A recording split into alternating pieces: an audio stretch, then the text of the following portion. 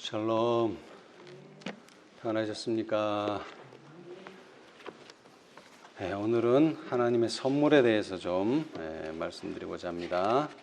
자, 우리 먼저 요한복음 14장 1절에서부터 좀 읽어보겠습니다. 요한복음 14장 1절입니다. 너희는 마음에 근심하지 말라. 우리가 잘 아는 재림에 관한 예수님의 말씀이죠. 자, 너희는 마음에 근심하지 말라. 여기서 예수님께서 말씀하시는 하지 말아야 될 근심은 뭡니까?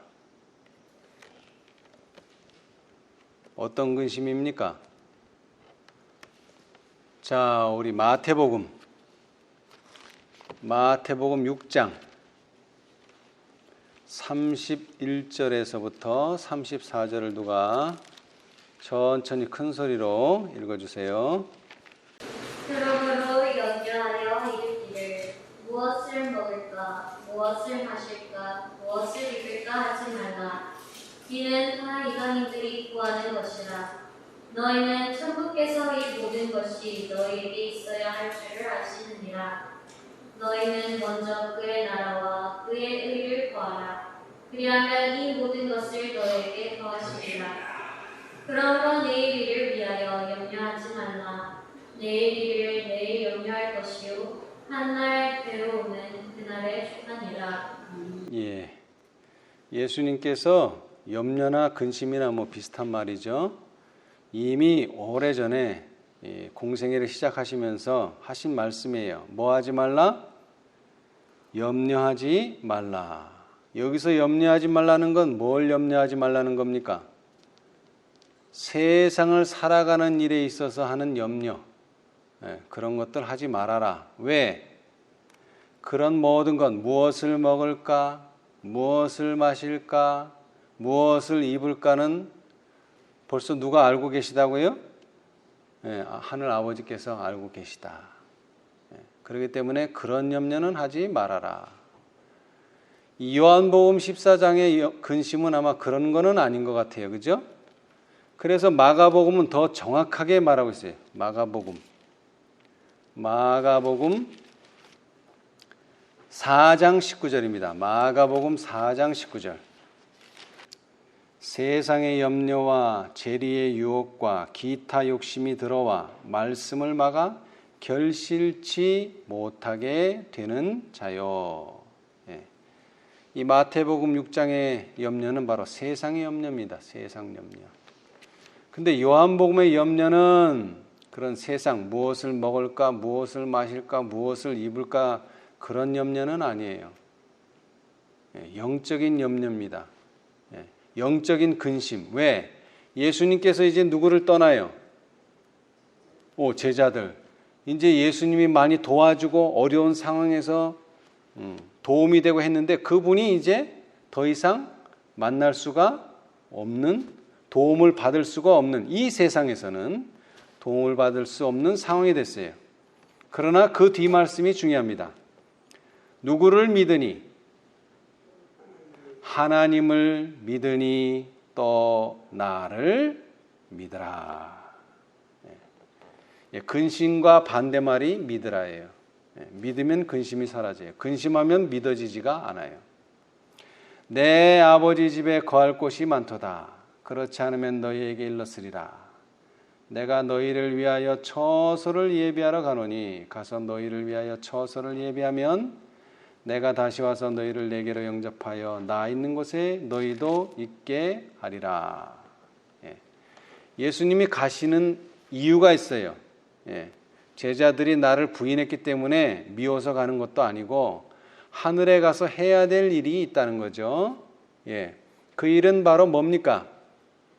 너희를 영접할 처소를 내가 준비하러 간다. 그러시면서 덧붙인 말씀이 내가 가는 곳에 그 길을 너희가 알리라. 예수님께서 가시는 곳에 그 길을 너희가 뭐 한다고요?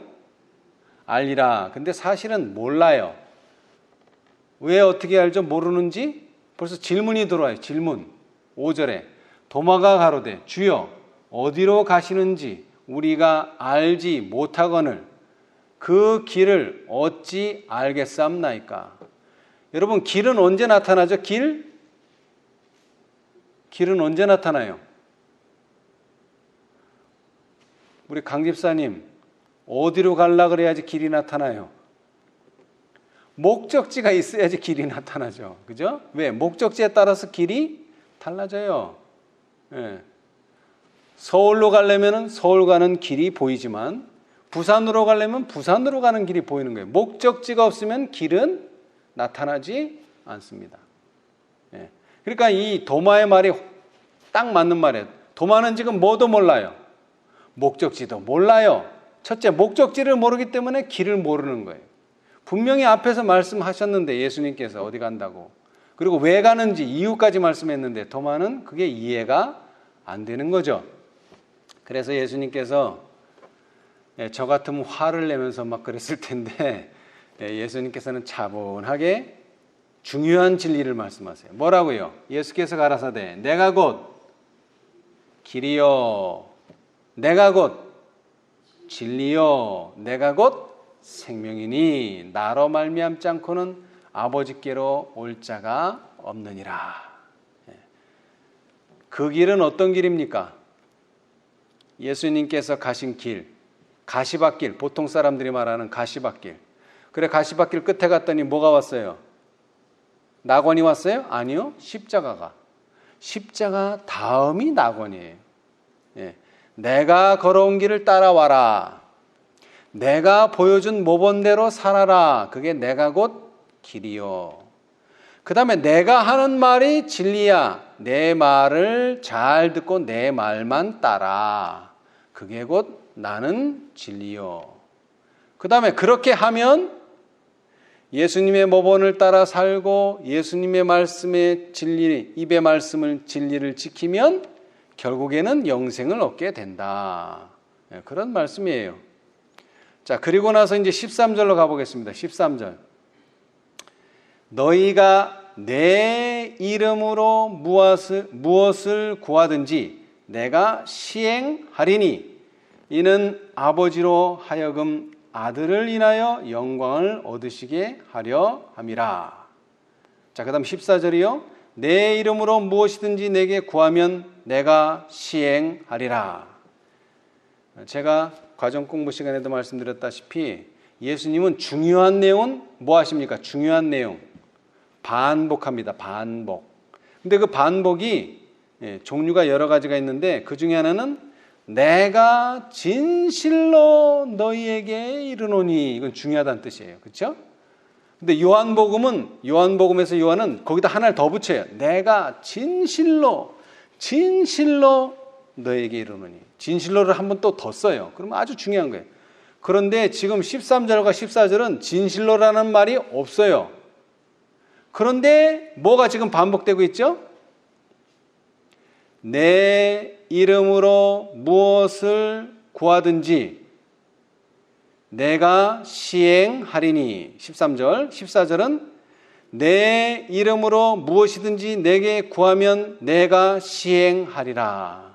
모르겠어요. 원어는 똑같은지 모르겠지만 지금 뭐가 되고 있죠? 중복되고 있어요. 뭐 어떤 내용이? 내 이름으로 무엇이든지 내게 구하면 어떻게 하시겠다? 내가 시행하리라. 다른 말로 하면 내가 들어주겠다. 그런 뜻입니다. 예. 자, 그런데 어떻게 구해야 돼요? 내 이름으로. 그렇죠? 내 이름으로 구해야 돼요. 예수님 이름으로 구해야 돼요. 물론 우리가 기도할 때 예수님 이름으로 기도하지만 이 구하는 것은 중요한 게 내 이름으로 구해야 돼요. 이 내 이름으로 구한다는 것은 내가 원하는 것을 구해야 된다는 것이죠. 자, 그 다음이 나와요. 조건. 너희가 나를 사랑하면 어떻게 하라고요? 나의 계명을 지키라. 나의 계명을 지키는 것이 바로 그 조건을 응하는 조건입니다. 그 조건하에서, 나의 계명을 지키는 조건하에서 내 이름으로 무엇이든지 내게 구하면 내가 다 어떻게 하리라? 시행하리라. 무엇을 구하든지 들어준다는 약속을 하셨어요. 그러면서 하시는 말씀이 16절에 지금 제자들이 뭐를 구해야 되겠다 이렇게 생각할 틈도 주지 않고 내가 아버지께 구하겠으니. 자, 여러분, 아까는 누가 구해야 돼요? 아니죠. 제자들이 구해야죠. 누구의 이름으로? 예수님 이름으로. 그러면 들어주겠다 그랬는데 그 말 하시자마자 뭐라고 해요? 제자들을 위해서 제자들이 구한 게 아니라 본인을 위해서 본인이 구한 게 아니라 예수님이 제자들을 위해서 구한 게 있어요. 뭡니까? 16절 뭐예요? 내가 아버지께 구하겠으니. 뭐를 구하겠으니? 또 다른 보혜사를 구하겠으니 너희에게 주사 영원토록 너희와 함께 있게 하시리니. 제자들한테 구하라 그래 놓고서는 자기가 먼저 구해주는 거예요. 뭐를? 보혜사를. 다시 말하면 너희가 구해야 할 첫 번째, 가장 먼저 구해야 할 게 뭐라고요? 성령이라는 것입니다. 성령. 그걸 본보기로 보여주는 거예요. 그래서 내가 너 대신 구하겠다. 그리고 내가 너 대신 주겠다. 이렇게 약속까지 하셨어요. 근데 그 성령은 어떤 성령이냐? 17절. 저는 진리의 영이라. 세상은 능히 저를 받지 못하나니 이는 저를 보지도 못하고 알지도 못함이라. 그러나 너희는 저를 아나니 저는 너희와 함께 거하시며 또 너희 속에 계시겠음이라. 예수께서는 제자들을 염려하고 계셨는데 그 염려, 그들에게 근심하지 말라 그러시고서는 그들을 위해서 첫 번째로 그들에게 주기로 약속한 것이 바로 성령입니다. 왜 예수님께서는 첫 번째로 성령을 주셨을까요? 왜? 자, 같은 장 요한복음 14장 25절 26절 누가 한번 큰 소리로 읽어보세요. 내가 아직 너희와 함께 있어서 이 말을 너희에게 하였거니와 보혜사 곧 아버지께서 내 이름으로 보내실 성령 그가 너희에게 모든 것을 가르치시고 내가 너희에게 말한 모든 것을 생각나게 하시리라. 예. 자, 보혜사가 왜 필요하다고요? 너희를 뭐한다? 첫째, 그가 너희에게 모든 것을 뭐하고? 가르치시고. 예수님이 하신 일이 그거 아닙니까? 가르치는 일? 그 일을 이제 예수님 대신 누가? 성령이 하신다. 그래서 그 성령이 하는 일은 예수님이 하는 일과 같다 틀리다? 같다. 왜? 성령이 가르치시는데 그 가르침을 딱 듣고 나니까 내가 너희에게 말한 모든 것이 생각나니까 똑같은 걸 가르친다는 얘기죠. 그렇죠? 네, 똑같은 걸 가르친다는 거예요. 근데 중요한 건 가르치신다. 예, 가르치신다는 거예요. 예. 자, 우리 좀 넘어가서요. 2장을 넘겨서 16장 보겠습니다. 요한복음 16장. 여기 또 성령에 대해서 말씀하시는데요. 자, 16장 6절 한번 읽어보세요. 16장 6절. 도리어 내가 이 말을 함으로 너희 마음에 근심이 가득하였도다. 예. 자, 14장에 뭐 하지 말라 그랬죠? 근심하지 말라 그랬는데 16장에 왔는데 그 근심이 사라졌어요? 안 사라졌어요? 안 사라졌어요. 오히려 내가 이 말을 함으로 너희 마음에 근심이 뭐하다? 뭐 한두 개가 아니야. 그냥 근심이 가득하였도다. 7절. 그러하나 내가 너희에게 실상을 말하노니 내가 떠나가는 것이 너희에게 유익이라. 내가 떠나가지 아니하면 누가 너희에게 오시지 아니할 것이요 보혜사가 너희에게 오시지 아니할 것이요 가면 내가 그를 너희에게 보내리니. 예. 그래서 예수님께서는 이 성령을 본인이 직접, 예수님 자신이 직접 구하셨어요. 그래서 너희에게 주므로 너희의 뭐를, 그 너희 마음에 가득한 근심을 좀 제해라 는 의미에서 예수님께서는 성령을 약속하셨어요. 자, 다시 강조합니다만 예수님께서는 가시면서 근심하지 말라. 왜? 내 이름으로 무엇이든지 내게 구하면 내가 시행하리라 약속하셨기 때문에 이제 근심하지 말라. 그것도 두 번이나 13절 14절에 내 이름으로 무엇이든지 내게 구하면 내가 시행하리라. 근데 거기엔 조건이 있다. 15절 너희가 나를 사랑하면 나의 계명을 지키라. 그 조건은 다름이 아닌 나의 계명을 지키라.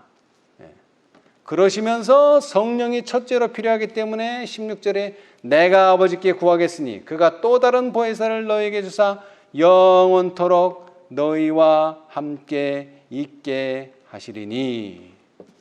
그 성령이 오셔서 뭐 한다고요? 16장 요한복음 16장 8절부터 가르친다 그랬는데 뭘 가르치느냐? 그가 와서 죄에 대하여, 의에 대하여, 심판에 대하여 세상을 책망하시리라.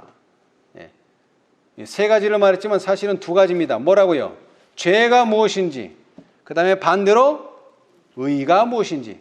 여러분, 사람이 왜 이렇게 타락해서 죽음에 이르게 됐습니까?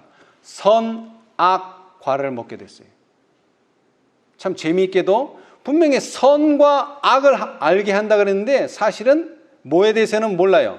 악을 알게 되면서 선을 잊어버리는 거예요.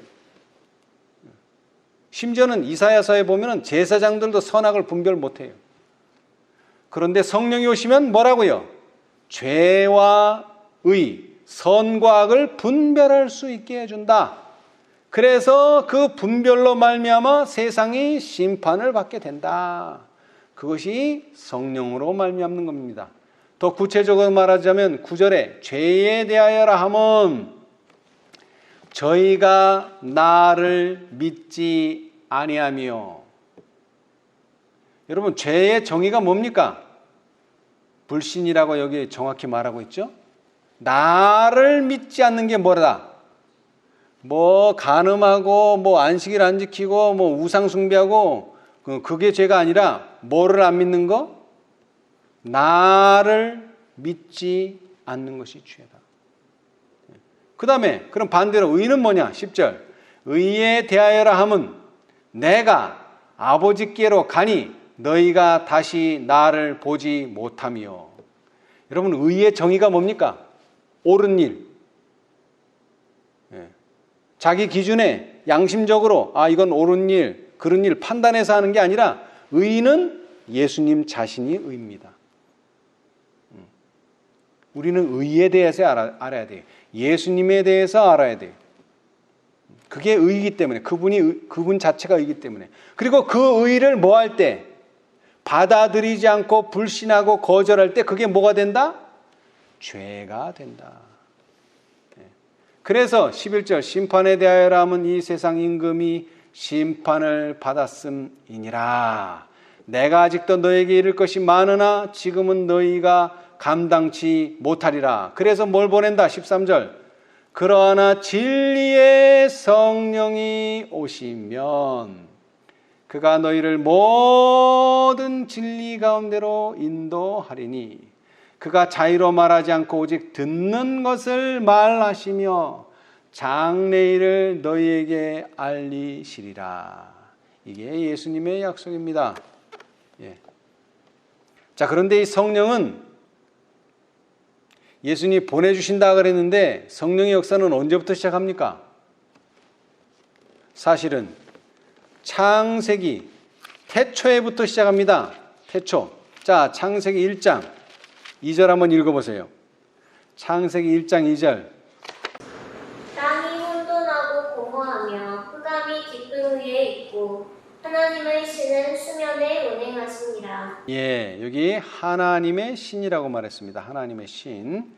하나님의 신이 이미 첫째 날이 되기 전에 뭐라고요? 수면이, 이 땅이 혼돈하고 공허한 상태고 흑암이 있었는데 그 땅 위에 수면에서 이미 운행을 하고 계셨다. 자, 그런데 욥기서를 보겠어요. 욥기 26장. 욥기 26장 13절입니다. 또 누가 읽어주세요. 그 신으로 하늘을 단장하시고 손으로 날랜 뱀을 찌르시나니. 예, 여기서 말하는 그 신, 창세기 1장에서 말하는 하나님의 신. 그 다음에 욥기 33장 4절. 욥기 33장 4절. 하나님이 신이 나를 지으셨고 전능자의 기운이 나를 살리시느니라. 예, 여기에서 말하는 하나님의 신, 창세기에서 말하는 하나님의 신, 또 욥이 말하는 그 신 다 뭡니까? 성령을 가리키죠. 자, 시편에도 나옵니다. 시편 104편 30절. 시편 104편 30절.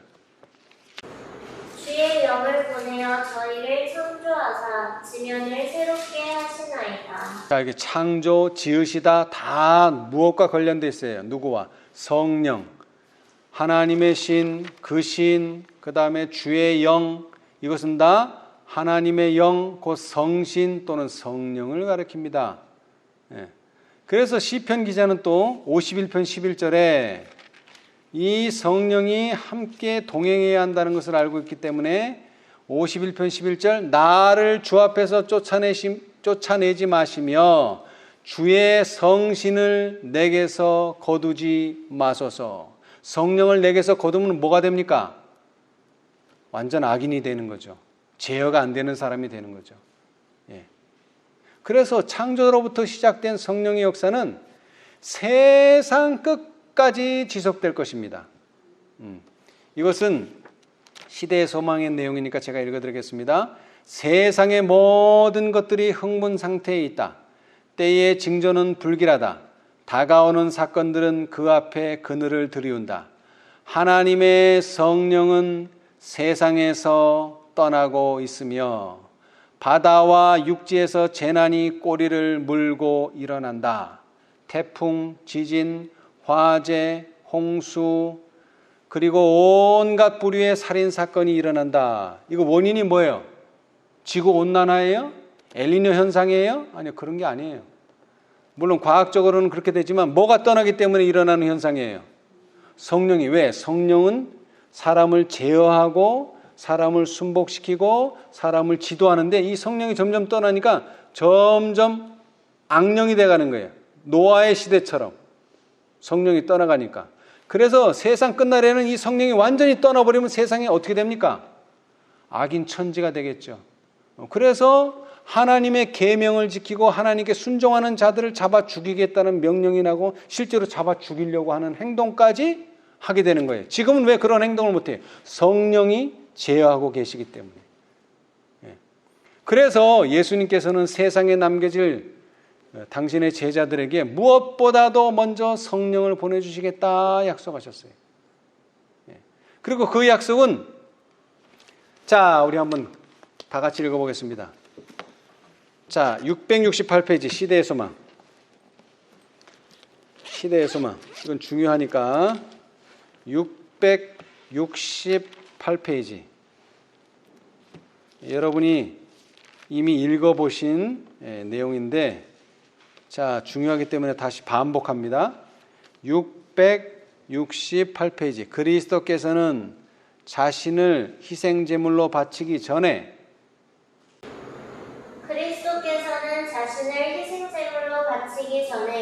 당신을 따르는 자들에게 가장 필요하고 완전한 선물, 즉 그들이 도달할 수 있는 은혜의 무한한 근원이 될 선물을 주려고 노력하셨다.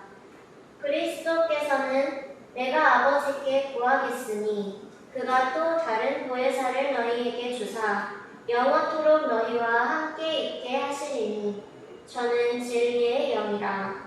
세상은 능히 저를 받지 못하나니 이는 저를 보지도 못하고 알지도 못함이라. 그러나 너희는 저를 아나니 저는 너희와 함께 거하시며 또 너희 속에 계시겠습니다. 내가 너희를 고아와 같이 버려두지 아니하고 너희에게로 오리라고 말씀하셨다. 예수님께서는 십자가에 달리시고 그다음에 부활하시고 승천하시기 전에 가장 제자들에게 필요하고 그다음에 가장 완전한 선물, 그게 뭡니까? 성령이죠. 왜냐하면 이 성령을 통해서 하늘과 교통할 수 있고 하늘의 모든 보화를, 하늘의 모든 유익을 얻을 수 있기 때문에, 그래서 그것을 예수님께서는 주고자 하셨어요. 자, 그런데 구체적으로 성령께서 하시는 일이 뭡니까? 아까도 설명했지만 진리의 영 가르치신다 그랬죠?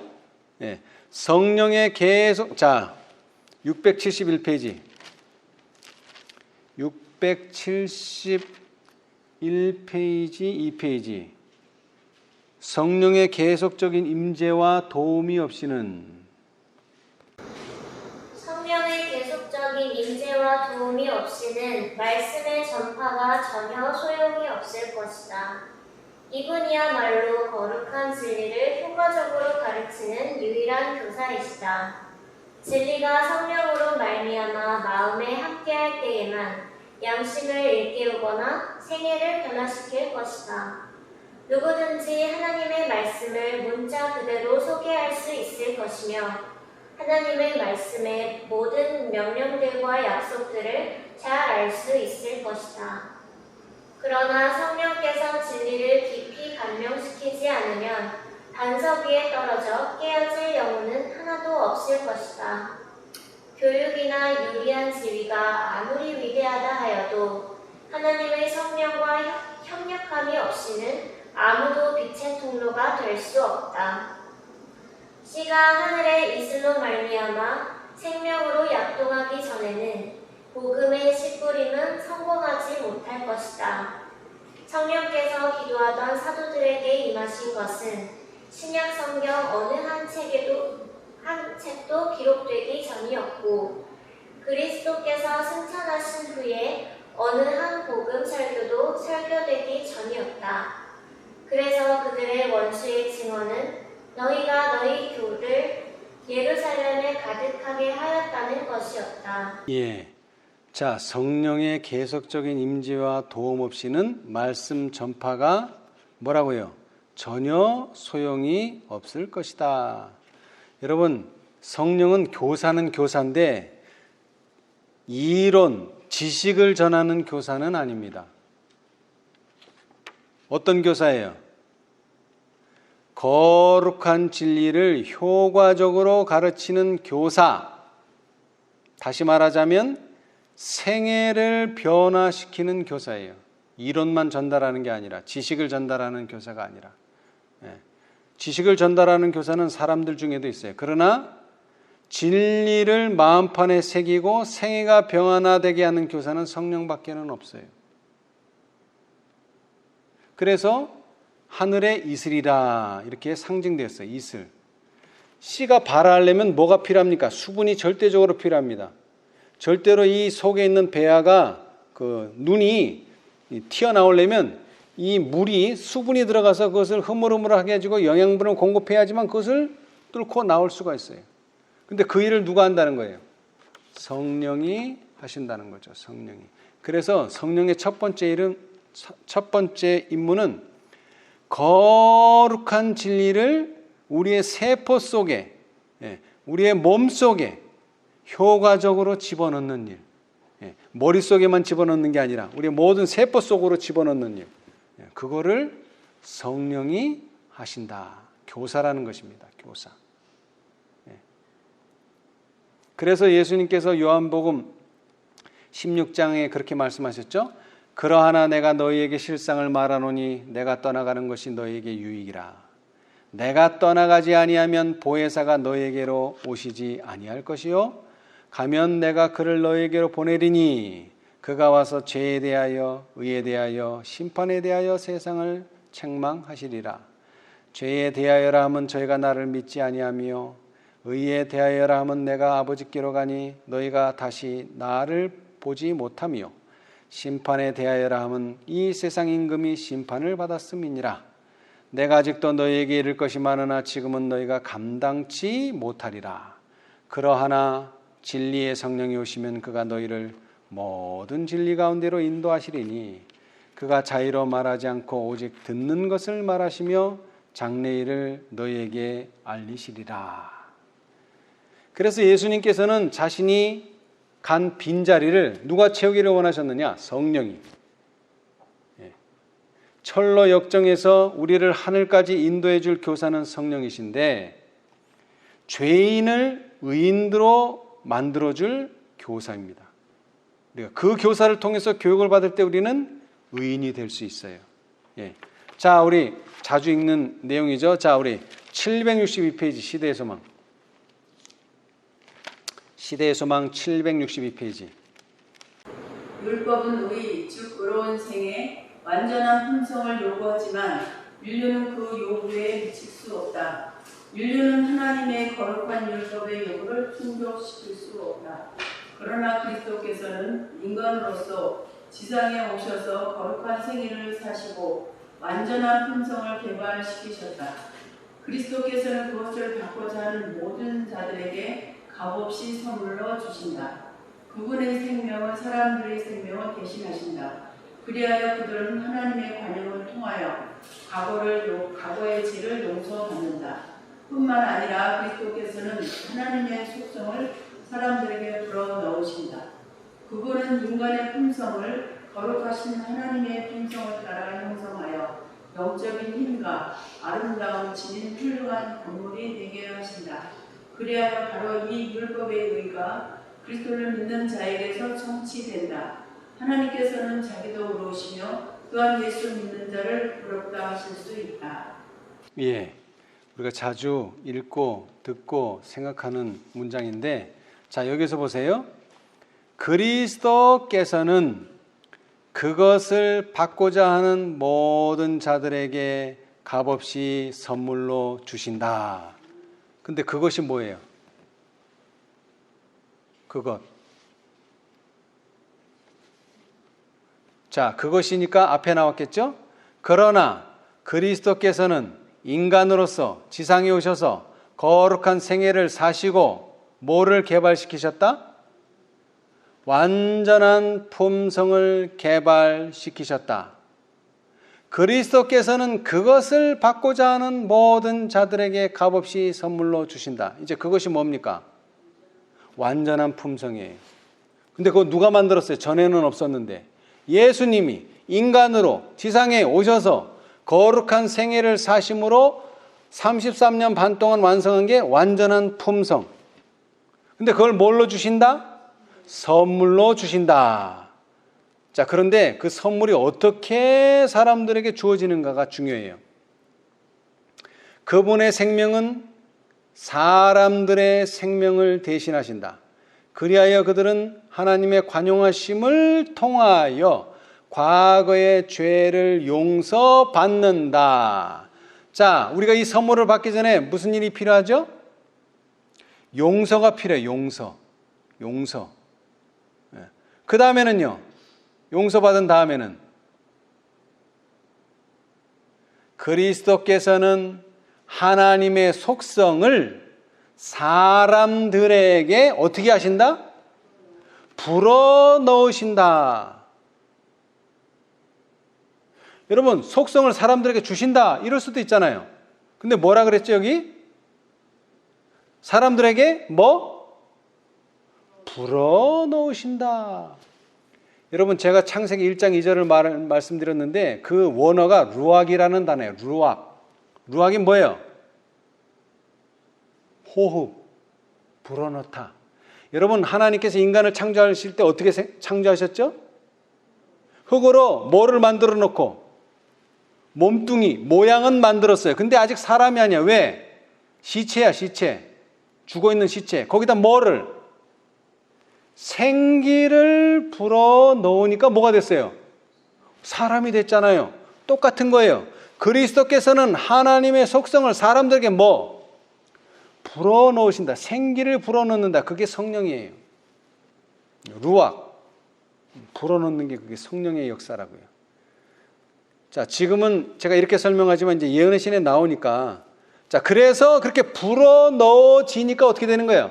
그분은 인간의 품성을 거룩하신 하나님의 품성을 따라 형성하시어 영적인 힘과 아름다움을 지닌 거룩한 건물이 되게 하신다.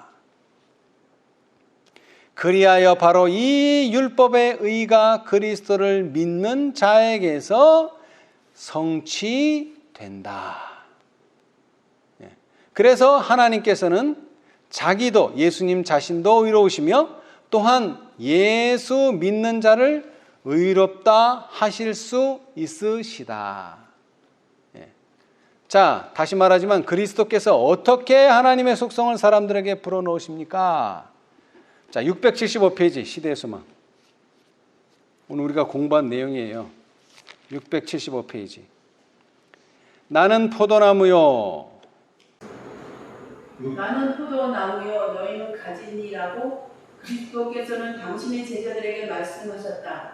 비록 예수께서 그들을 떠나가려고 하셨지만 그들과 그분과의 영적 연합은 변함이 없을 것이었다. 그분은 가지가 포도나무에 연결된 것은 너희가 나에게서 지지를 받아야 할 관계를 나타내는 것이라고 말씀하셨다. 어린 가지는 산 포도나무요 접붙여지되 섬유질과 섬유질이 잎과 잎이 연결되어 포도나무 줄기로 자란다. 포도나무의 생명은 그 가지의 생명이 된다. 그와 같이 허물과 죄로 죽은 영혼이 그리스도와의 연결을 통하여 생명을 얻는다. 그분을 개인의 구주로 믿음으로써 연합은 이루어진다. 죄인이 그의 결정을 그리스도의 장점에, 그의 텅 빈 것을 그리스도의 충만하심에, 그의 연약함을 그리스도의 항구적인 능력에 연합시킨다. 그때 그는 그리스도의 정신을 가진다. 그리스도의 인성이 우리의 인성에 감흥되며 우리의 인성이 신성에 감흥된다. 이와 같이 성령의 역사를 통하여 인간은 거룩한 본성에 참여하는 자가 된다. 인간은 사랑받으신 분인 예수 안에서 받아들여진다. 예, 자, 이 연합이 있어야 돼, 연합. 아까도 말했지만 원동체하고 가지가 붙어 있어야지만 열매를 맺는 것처럼 연합이 있어야 되는데 그 연합의 중심에는 뭐가 있다는 거예요? 성령의 역사가 있다는 거예요. 그 성령의 역사가 없이는 뭐예요? 인간은 거룩한 본성에 참여하는 자가 될 수 없다. 예. 그래서 성령이 중요한 것이고, 그래서 우리가 성령 자체도 선물이지만, 성령을 주시는 것도 선물로 주시지만 그 성령의 선물을 통해서 또 다른 선물을 받게 되는데 그것은 뭐라고요? 완전한 품성. 완전한 품성을 받게 되는 것입니다. 자, 그런데 다시 강조하지만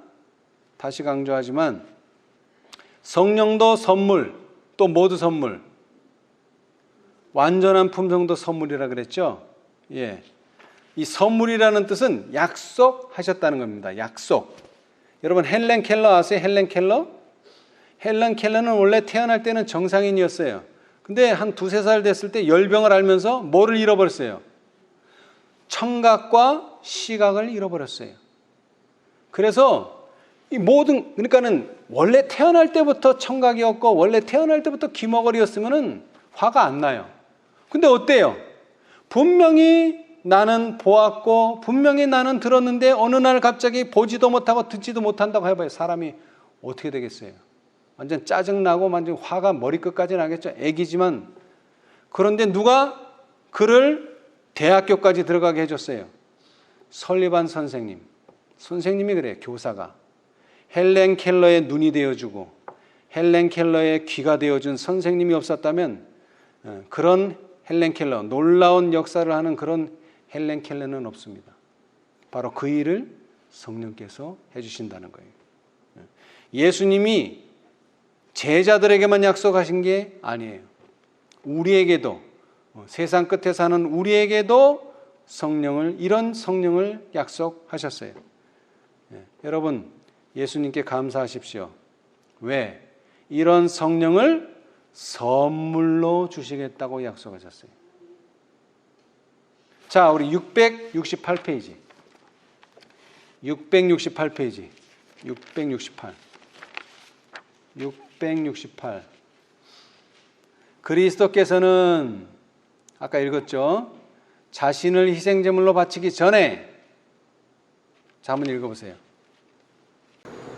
그리스도께서는 자신을 희생제물로 바치기 전에 당신을 따르는 자들에게 가장 필요하고 완전한 선물, 즉 그들이 도달할 수 있는 은혜의 무한한 근원이 될 선물을 주려고 노력하셨다. 그리스도께서는 내가 아버지께 구하겠으니 그가 또 다른 보혜사를 너희에게 주사 영원토록 너희와 함께 있게 하시리니 저는 진리의 영이라. 세상은 능히 저를 받지 못하나니 이는 저를 보지도 못하고 알지도 못하리라. 그러나 너희는 저를 아나니 저는 너희와 함께 거하시며 또 너희 속에 계시겠습니다. 내가 너희를 그와 같이 버려두지 아니하고 너희에게로 오리라고 말씀하셨습니다. 예, 예수님께서 우리를 버려두지 않고 성령을 주심으로 가장 필요하고 가장 완전한 선물을 주심으로 그 선물이 영원토록 너희와 함께 있겠다고 약속하셨어요. 예. 이 성령이 우리에게 필요하지 않습니까? 예. 자, 그래서 구하는 이에게 주신다. 자, 누가복음 이 선물을 어떻게 주시느냐? 구하는 이에게 주신다. 자, 누가복음 11장 9절로 13절을 천천히 큰 소리로 한번 읽어보십시오. 내가 또 너희에게 이르노니 구하라 그러면 너희에게 주실 것이요 찾으라 그러면 찾을 것이요 문을 두드리라 그러면 너희에게 열릴 것이니 구하는 이마다 받을 것이요 찾는 이가 찾을 것이요 두드리는 이에게 열릴 것이니라. 너희 중에 아기 된 자 누가 아들이 생선을 달라 하면 생선 대신 뱀을 주며 알을 달라 하면 정갈을 주겠느냐. 너희가 악할지라도 좋은 것을 자식에게 줄 줄 알거든. 하물며 너희 천국에서 구하는 자에게 성령을 주시지 않겠느냐 하시니라. 예, 이것이 너무나 필요하고 너무나 완전한 선물이기 때문에 아버지는 그 자녀에게 이걸 주려고 했습니까? 안 주려고 했습니까? 주려고 애를 쓰죠. 예. 근데 우리는 구할 때 어떻게 구해요? 종이 주인에게 구하는 것처럼, 과부가 악한 재판장에게 구하는 것처럼 그렇게 구해서는 안 돼요. 왜? 그것은 방법이 잘못되었어요. 분명히 뭐라 그랬죠? 너희 천부께 구해야 돼요. 우리는 주인한테 구하는 것도 아니고 악한 재판장에게 구하는 것도 아니에요. 하늘 아버지께. 근데 그 아버지는 어떤 마음을 가지고 계세요? 이 세상의 아버지가 자기 자녀들에게 좋은 것을 주려고 하는 것처럼 아버지는 우리에게 성령을 주려고 두 손을 벌리고 있는데 우리는 그에 부응하는 간구를 하고 있지 못하다면 우리는 그 성령을 얻을 수가 없습니다. 자, 다시 얘기합니다. 너희 천부께서 구하는 자에게 성령을 주시지 않겠느냐. 아멘. 하늘 아버지께 성령을 구하시기 바랍니다. 너희 천부께서 구하는 자에게 성령을 주시지 않겠느냐. 이 말은 주신다는 뜻을 강조하는 표현입니다. 예수님께서 하늘 아버지께 구하는 자들에게 성령을 주시겠다고 또 약속하셨어요. 그런데 여러 다른 약속들처럼 이 약속도 조건 하에서 주어졌습니다. 그 조건이 무엇입니까? 제가 서두에 말씀드렸는데 14장 15절이죠. 너희가 나를 사랑하면 뭐하라? 계명을 지키라. 그런데 선지자께서는 이렇게 설명하셨어요. 그 조건을 672페이지 시대의 소망 672페이지 그리스도께서는 당신의 교회에 성령의 선물을 약속하셨는데 그리스도께서는 당신의 교회에 성령의 선물을 약속하셨는데 이 약속은 처음 제자들에게 해당되었던 것처럼 우리에게도 해당된다. 자, 뭐라고요? 교회 초창기에 예수님의 제자들에게도 해당됐는데 또 누구에게도? 우리에게도 해당 안 된다? 해당된다. 이 예수님의 제자들은 무슨 경험을 했어요? 이른 비의 경험을 했고 우리들은요 이제 늦은 비의 경험을 하게 될 것입니다. 자, 그 다음 그러나 모든 다른 약속들처럼 이 약속도 조건하에 주어진다. 주님의 약속을 믿고 주장한다고 공언하는 자들이 많다. 그들은 그리스도에 관하여 성령에 관하여 말하지만 아무런 유익을 얻지 못한다. 그들은 거룩한 능력의 지도와 제재를 받도록 영혼을 복종시키고자 하지 않는다. 우리가 성령을 사용할 수 없다. 성령께서 우리를 사용하셔야 한다. 성령을 통하여 하나님께서는 당신의 백성 안에 자기의 기쁘신 뜻을 위하여 소원을 두고 행하게 하신다. 그러나 많은 사람이 여기에 복종하지 않을 것이다. 그들은 자신들을 주장하기를 원한다. 이것이 바로 저희가 하늘의 선물을 받지 못하는 이유이다. 예, 그들이 왜 많은 사람들이 하나님께서 주시기를 그렇게 간구하시는 원하시는 하늘의 선물을 받지 못하는 이유가 뭡니까? 뭐예요? 거룩한 능력의 지도와 제재를 받도록 영혼을 복종시키고자 하지 않는다. 또 강조했어요. 많은 사람이 여기에 복종하지 않을 것이다. 복종하지 않는다는 다른 표현은 뭐예요? 그들은 자신들을 주장하기를 원한다. 성경의 표현으로 말하자면 그들은 자아가 죽지 않았다. 그래서 이것이 바로 저희가 하늘의 선물을 받지 못하는 이유이다. 여러분, 소가요, 무게가 어느 정도 나가는지 아세요? 소. 한 300-400kg 나가요. 큰 소, 성우들은.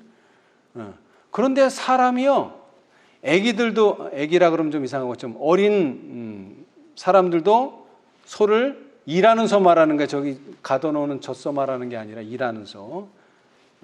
끌고 다닐 수 있어요. 왜 그래요? 콧뚜레가 뚫려 있기 때문에 그래요. 이 소가 장성하잖아요. 어렸을 때는 막 망아지 같이 하지만 그래도 사람하고 해도 그 소가 사람을 이렇게 해치지는 못해요. 근데 점점 크면 어떻게 될까 이게? 사람을 해칠 수도 있어요. 그래서 어느 정도 자라면은요 코에다가 구멍을 뚫어버려요. 그러면 어떻게 돼? 이제 그때서부터는 이 소의 가장 약점이 뭐예요? 코예요. 코. 다른 게 아니라. 거기다 구멍을 뚫어놨기 때문에 그 땡기면 코가 아프거든요. 그러면 절대로 나이 어린 왜소한 사람이 또는 여자가 끌어도 따라와요. 왜? 코가 끌려가기 때문에. 그런데 오늘날 많은 사람들이 왜 성령을 받지 못하는가? 복종하지 않는다. 그러면서 자기의 주장만 한다. 자, 그래서 우리는 어떻게 성령을 받을 수 있을까요? 오직 겸손히 하나님을 섬기며 그분의 은혜와 지도를 기다리는 자들에게만 성령을 주신다. 자, 여기서 중요한 게 있어요. 뭐 하는 자들에게만?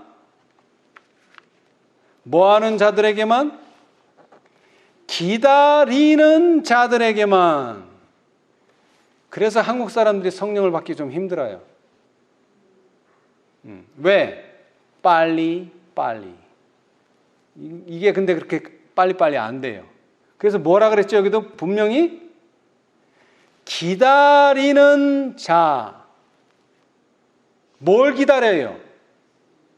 그분의 은혜와 지도를. 그러니까 누가 먼저 앞에 가야 돼요? 예수님이 어린 양이 앞에 가야 되는데 자꾸 어린 양을 앞서가는 사람들이 있단 말이에요, 이게. 그러니까 성령을 못 받는 거예요. 우리는 뒤 따라가요. 기다린다는 말은 다른 게 아니라 뒤 따라가야 된다는 거예요. 자, 그런데 요한계시록 14장 12절이 뭐라고 말하죠? 성도들의 뭐가? 인내가. 거기도 기다려야 돼요. 근데 뭐 하는 일에 기다려야 돼요? 먹고 사는 일에 뭐 이런 게 아니에요. 하나님의 계명과 예수 믿음을 지키는 일에 기다림이 필요하다 이거예요. 인내가 필요하다 이거예요. 그런 사람들은 뭘 받는다고요? 성령을 주신다. 기다리는 자들에게만 성령을 주신다. 자, 다시 강조합니다. 이제 우리는 하나님의 계명과 예수 믿음을 지키는 자들로서 인내를 가져야 되고요. 그 인내가 오직 겸손히 하나님을 섬기며 하나님의 은혜와 지도를 기다리는 자가 될 때에 예수님께서는 또 하늘 아버지께서는 흔쾌히 그렇게 기다리는 자들에게 당신의 선물인 성령의 선물을 주실 것입니다. 우리 모두 하나님의 계명과 예수 믿음을 지키는 일에 인내하시고 오직 겸손히 하나님을 섬기며 하나님의 은혜와 지도를 기다리는 자가 되셔서 예수님께서 주시는 성령의 선물을 받게 되시기를 간절히 바라겠습니다. 감사합니다.